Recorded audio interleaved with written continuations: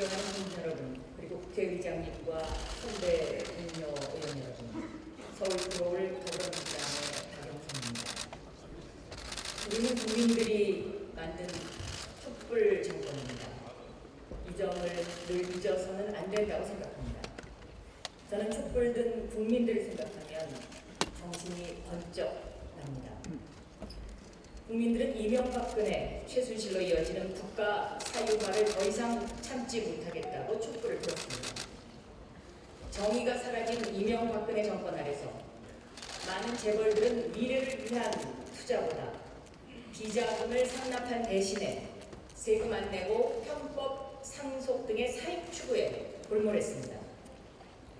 박근혜 정권 안에서 비자금 상납에 소극적이었다는 이유로 국내 제1의 해운회사 한진해운이 해체되지 않았다면, 대통령 마음에 들지 않는 영화를 만들었다는 이유로 CJ그룹이 미움받지 않았다면, 지금 우리는 세계 1위의 해운기업, 세계 1위의 한류 미디어 콘텐츠 기업을 가지고 젊은이들이 지금보다 더 미래를 꿈꿀 수 있을지 모릅니다. 극단으로 치닫던 남북관계, 군사 충돌로 민간인과 군인의 희생이 있었고, 전쟁의 위험은 늘 군대 간 아들을 걱정해야 하는 불안을 동반했습니다. 100억 원으로 위안부 할머니들의 그 아픈 역사를 맞바꾸려 했던 외교, 억울한 국민들의 마지막 희망인 대법원은 일부 정치 법관들이 재판 거래를 해왔다는 정황에 충격을 주고 있습니다. 이 모든 것이 불과 1년여 전의 일입니다. 지난 9년간 나라를 이렇게 엉망으로 만들어 놓고도 그 누구 하나 책임지는 사람은 없었습니다. 그런데 요즘은 적반하장으로 오히려 호통입니다. 과연 이렇게 호통칠 자격이 있는지 보겠습니다. 총리님 나와주십시오.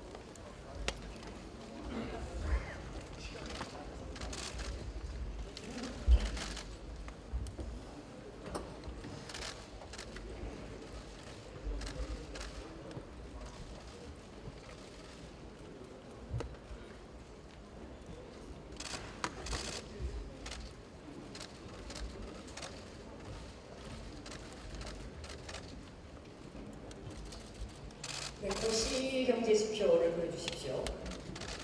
일자리가 집결된 설비 투자, 지금 보시는 것처럼 박근혜 정권 때 너무 저조했습니다. 그 후유증이 지금 만만치 않습니다. 당시 비자금 상납했던 많은 재벌들의 사익 추구가 지표로도 나타납니다. 총리님, 스페인 속담에 불법의 쾌락 후에 적법의 고통이 찾아온다라는 말이 있습니다. 지금 고통의 터널을 지나고 있는데 문재인 정부가 국민들에게 과연 이 고통을 제대로 설명했다고 생각하십니까? 네, 부족함이 있었다는 것을 인정합니다. 골문 곧 도려내는 수술 후에 통증이 찾아옵니다. 그런데 의사 설명 듣고 고통 견디는 것하고 아무것도 못하고 고통 견디는 것하고 심리적으로 엄청난 차이가 있습니다. 문재인 정부가 지금까지 재벌 위주의 경제에서 국민 모두가 함께하는 포용적 성장으로 패러다임을 바꾸는 수술을 시작을 했다면 국민에게 여기에 따른 고통을 좀 더 소상하게 설명해야 하지 않았나 싶습니다. 동의하십니까? 예, 모든 점을 받습니다. 고통의 설명입니다. 희망을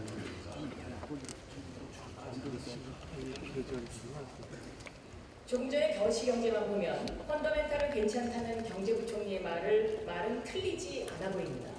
그런데 국가미래연구원이 만든 국민의 주거 생계와 직결된 민생지수를 보면 아하 하는 점이 좀 있습니다. 자, 보십시오. 이 민생지수가 박근혜 정권 때 4년 동안 급전직하 나락으로 떨어집니다. 문재인 정부는 지금 그것을 가까스로 중단시킨 상황입니다.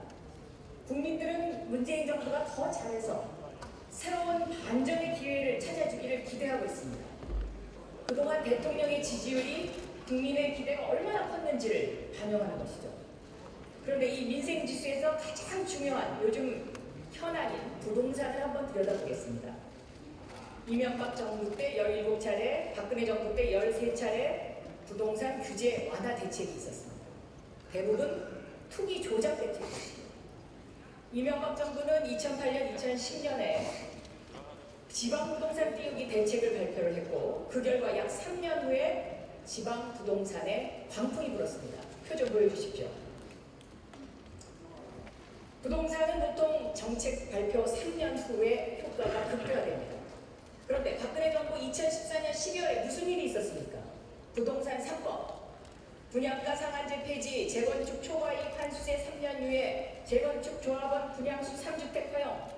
사실상 국가가 나서서 투기를 조장하는 부동산 투기 조장법이었죠. 지금 3년이 지난 지금 부동산 광풍이 몰아치고 있는 것입니다. 특히 서울 전국 평균의 2배로 뛰었고 강남은 더 심합니다. 그런데 자유한국당은 어제도 또 도심 재개발 재건축 규제 풀어야 된다고 또 강조합니다. 기름 붓는 격입니다. 이렇게 시각이 다른 것입니다. 가진 자들의 입장에서 보면 이럴 수 있습니다. 여기에 또 하나 이유가 있습니다. 자, 최경환 부총리 시절에 인위적 금리 인하 기억하시죠? 네. 최경환 부총리 등장 이후에 2014년 8월부터 2015년 6월까지 불과 10개월 사이에 3차례에 걸쳐서 한국은행을 압박해서 급격한 인위적 금리를 인하했습니다. 2014년 8월 금리 인하 이후에 지금까지 시중에 약 600조 원의 돈이 더 풀렸습니다. 그래서 지금 시중 유동자금이 1,100조가 넘는 것입니다. 대부분 풀린 돈들이 부동산으로 흘러갔죠. 이 시중 유동자금 이 문제는 바로 부동산 급등의 주범입니다. 지금. 그런데 이 최경환 부총리의 금리 인하 문제는 단순히 부동산만의 문제가 아니고 구조개혁을 해야 하는 한국 경제의 구조조정 실기하게 했고 좀비기업 양산하고 지금 고통을 발생시킨 아주 근원지죠. 이것은 정책 범죄입니다. 문재인 정부 들어와서 그런데 이 시중 유동자금 관리에 좀 소홀했다고 생각합니다. 저는 지금까지 경제관료로부터 시중 유동자금 과잉 600조 원이 참 걱정이다 라는 얘기를 듣지 못했습니다. 박근혜 정부 때 이렇게 금리 실책에 문제가 있었으면 정권이 바뀌었으니까 여기에 대해서 저는 책임을 물었어야 된다고 생각합니다. 어떻게 생각하십니까? 예, 그 당시의 금리 인하가 나름의 이유는 있었겠습니다만 결국은 빈대서 집사던 그런 사회적인 분위기를 만들었고 가계 부채의 증가를 가져 역작용을 하는 건 사실입니다. 정부가 바뀐 뒤에 금리 정책에 대해서 여러 가지 고민이 없지 않았습니다. 아직도 그 고민의 틀을 벗어나지 못하고 있는 것이 사실입니다. 의원님의 지적을 새기겠습니다. 예를 들면 한국은행 총재에게 책임을 묻던지 금융통화위원들에게 책임을 묻던지 뭔가 책임을 물어야 되고 대책을 새로 마련해야겠습니다. 자, 또 앞으로 문제가 생깁니다. 이 금리가 문재인 정부 경제정책의 또 다른 딜레마가 될 것입니다. 지금 화면 보시면 미국 금리와 우리나라 금리 역전했죠. 미국이 한 번만 더 금리 올리면 우리도 금리를 안 올릴 수가 없을 겁니다. 그런데 최경환 부총리 시절에 금리 인위적으로 낮춘 것이 결국 실패해서 경기 부양으로 들어가지 않았기 때문에 이제는 중소기업 연체율 등 이런 거 생각하면 금리를 올리지도 못하고 내리지도 못하고 진퇴양난에 빠지게 됩니다. 여기에 대해서 대책을 마련하셔야 될 것 같습니다. 예, 말씀 주신 대로 금리를 올리지 않으면 자금의 유출이라든가 한미 금리 역전에 따른 많은 문제가 생길 수 있고 또 가계부채의 부담의 증가가 등도 생길 수 있고 올리지 않을 경우에는 현재 같은 문제가 계속 것이고 그런 양쪽의 고민이 있습니다. 그러나 이 문제에 대해서 좀 더 심각한 생각을 할 때가 충분하다 이런 데 동의합니다. 자, 그러면 이 금융을 포함한 부동산 해결하려면 정책 컨트롤 타워, 부동산 정책 컨트롤 타워가 있어야 되는데 이것이 잘 안 보입니다. 누가 정책 컨트롤 타워입니까? 주문은 그렇고 보이지만 컨트롤 타워를 할 수 있는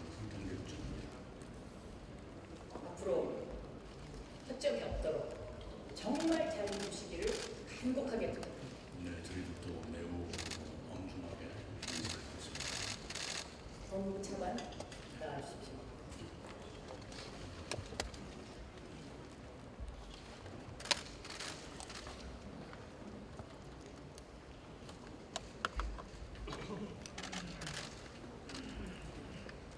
자유한국당 김성태 대표가 일본이 한국 청년 1000명을 채용했다고 하면서 일본을 부러워했어요. 좋습니다. 그런데 일본은 왜 이렇게 호황인지 원인을 생각해봤는지 좀 묻고 싶습니다. 일본은 주식회사 이사회 기능을 강화하고 연임금의 운영과 사회적 책임을 강화하는 스튜어디십 코드를 도입해서 스스로 개혁하고 기업을 살렸습니다. 자, 이것은 보건복지부의 문제가 아니고요. 사실은 법무부 3법에 그 핵심이 들어있습니다. 여기에 대한 법무부의 견해를 발표해 주십시오. 예, 스튜어디십 코드에 대해서는 법무부로서는 답변드리기 조금 어려운 점이 있습니다. 다만 말씀하신 주식회사 이사의 기능 강화 필요성에 대해서는 공감하고 있고요. 이사의 기능을 강화하기 위해서는 이사회가 일부 주주 이해관계만을 반영하는 이사회가 되어서는 안 될 것 같습니다. 이사회는 회사의 주인이 주주 전체의 이해관계를 골고루 반영할 수 있도록 구성되어 또 이 업무를 잘 수행할 수 있도록 주주들로부터 독립성도 확보되어야 할 것 같습니다. 그게 법무부 입장이에요, 그게? 그렇습니다. 예. 네? 그러기 위해서는 많은 주주가 이사 선임에 참여할 수 있도록 전자투표제를 의무화하고 또 집중투표제 역시 도입할 필요가 있으며 또 감사위원회 독립성을 보장할 수 있는 감사위원회 분리선출도 필요할 것 같습니다. 앞으로 법무부는 이런 국회 논의를 적극 지원해서 관련된 3법 개정안 내용이 통과되는 것에 최선을 다해서 하겠습니다. 네. 김성태 대표가 일본이 부럽다고 했으니까 일본의 잘 나가는 주요 핵심 이 법안 통과에는 반대하지 않을 것이다. 저는 이렇게 기대합니다. 자, 사개특위 구성된 지 지금 50일이 넘었습니다. 그런데 자유한국당이 명단도 발표하지 않고 호통만 치고 있어요. 자, 법무부의 주요 임무인 사법개혁 어떻게 보고 계신가요? 법무부는 권력기관 개혁이 일환으로 공수처 신설, 검경 수사권 조정을 국정과제로 추진하고 있습니다. 공수처에 대해서는 지난해 관련 법안, 법무검찰개혁위원회 법무안을 토대로 법무안을 마련하고요. 국회 논의에 참가할 수 있도록 조문하고 있습니다. 법무부 의견을 국회에 제출할 예정입니다. 수사권 조정에 대해서는 지난해 6월 1일 발표한 검경 수사권 조정 합의문 이행과 관련해서 국회의 논의가 신속하고 원활하게 이루어질 수 있도록 의견을 조문화해서 준비 중에 있습니다. 법무부는 억울한 사람이 없도록 하는 것에 가장 주안점을 둬야 된다고 저는 생각하고 있습니다. 네, 알겠습니다. 들어가십시오. 행안부 장관님 나와주십시오.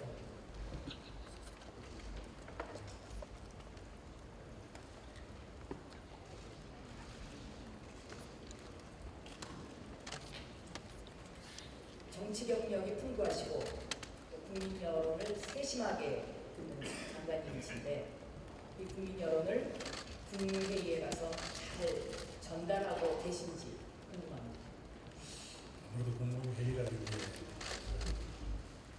우리 국회로 보면 상임 때는 논의가 활발하지만 본회의 때는 그렇게 못하듯이 법무부 회의 최종적 안건이 올라올 때쯤 되면 사실은 어떤 토론 과정이 다 정리된 걸로 그렇게 판단하고 활발한 토론은 잘 이루어지지 않습니다. 그러나 의장인 대통령님이나 혹은 사회를 보시는 총리께서 주요 의제에 대해서는 토론을 이렇게 활발히 펼치는 경우가 있습니다.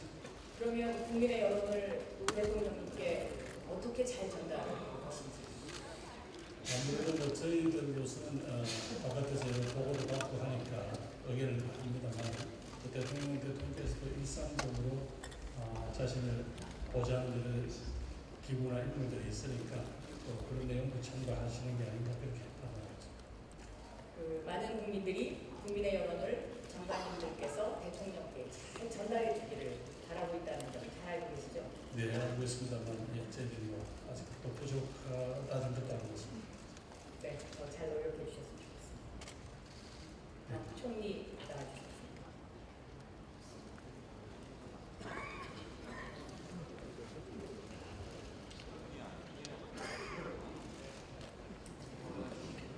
일주일에 한 번 대통령님과 오찬하시면서 국정을 논의하신다고 들었는데 국민들이 전하는 쓴소리, 비판 이런 거 잘 전달하고 계십니까?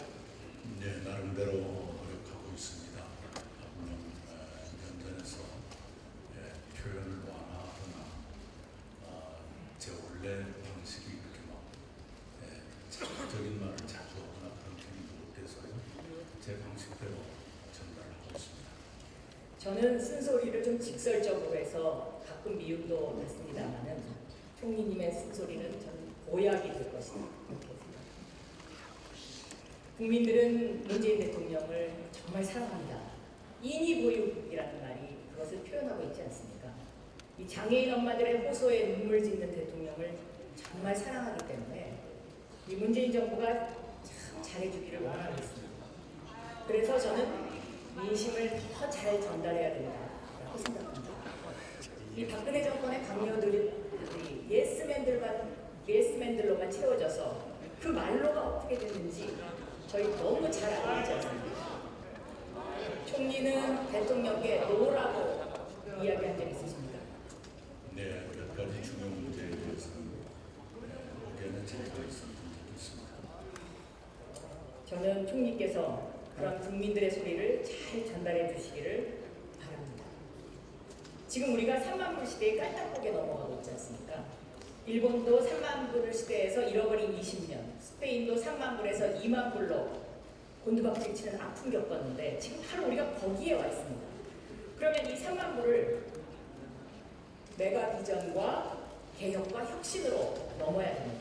그것이 4차 혁명 산업의 핵심인데 융합과 연결의 힘이 4차 혁명에 또 어떻게 보면 중요한 것입니다. 그래서 정부가 칸막이 없애고 융합의 힘을, 융합의 거버넌스를 만들어야 되는데 총리께서 잘 끌고 가셔야 된다고 생각합니다. 그런데 제 욕심 같아서는 이 메가 비전 프로젝트가 좀 약해 보입니다. 그러니까 중국보다 경쟁력 있는 분야, 예를 들면 수소경제, 2차 전지 뭐 이런 것들 확실하게 투자해야 되지 않겠습니까?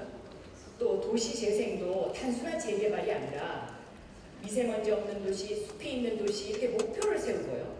런던의 2050년 목표는 도심공원 50%입니다.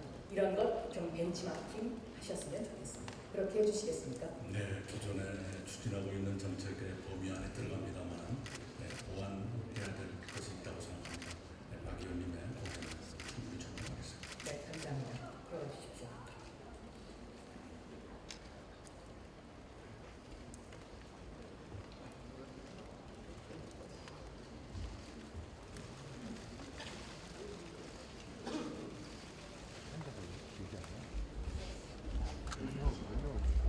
독일은 90년대 통일 이후에 막대한 재정 적자와 높은 실업률로 엄청난 사회적 갈등에 시달렸습니다. 그러나 독일은 영미식 자본주의가 차별화되는 독일식 자본주의, 이른바 라인강 자본주의를 확고하게 견제하면서 위기를 극복했습니다. 그 핵심이 더불어 함께 살아가는 독일인의 가치를 강조하는 겁니다. 그 결과 대기업보다 중소기업 중심의 단단한 경제 질서를 구축할 수 있었고 주택 문제만큼은 공개념을 도입해서 공통의 것으로 국민적 합의를 이끌어서 헌법을 수정했습니다. 그래서 독일에는 방색 칸에 화장실이 2개가 있으면 호화주택입니다. 화장실 2개 지으면 건축비 올라가서 집값이 올라간다는 것입니다. 언제까지 보수 정권이 잡으면 부동산 규제를 풀고 진보 정권이 잡으면 강한 규제책을 마련해서 이 와중에서 가진 자는 더 받고 서민은 고통을 받아야 됩니다. 이제 우리도 독일처럼 여야가 함께 더불어 가야 됩니다. 그래서 통일 시대를 대비합시다. 경청입니다.